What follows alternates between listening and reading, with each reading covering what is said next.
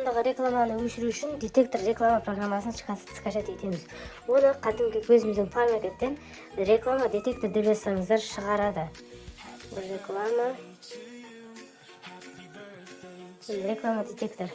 Меники 4 бир жоктур. Осуну скачать этебиз. Скачать этип болгандан кийин сол программага киребиз. Киргенде дәл осылай чыгат. Стрелканы басып өтемиз және разрешение беребиз. Бұл жерде настройладан берілген скачание приложение дегенге кіреміз. Ол жерден детектор реклама бөліміне өтіп, осы жерден аны қосамыз.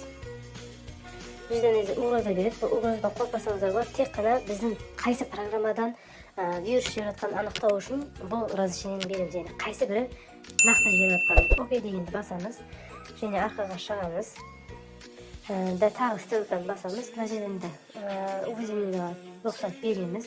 Детектор рекламаға кіріп, мынаны қосамыз. Енді заднияға шығып, стрелканы басамыз. Бізде өтті. Менің телефонымда қазір ешқандай программалар вирус беріп жатқан жоқ. Сол үшін менің мына жерде реклама көрсетіп тұрған жоқ. Сіздерде де реклама көрсетіп тұрған программалар тізімдері шығады. Оны қалай өшіру керек екенін мен каналыма шортс видео етіп салғам. Сол жерден қарасаңыздар болады. Видео ұнаған болса лайк, подписаться болуды ұмытпаңыздар.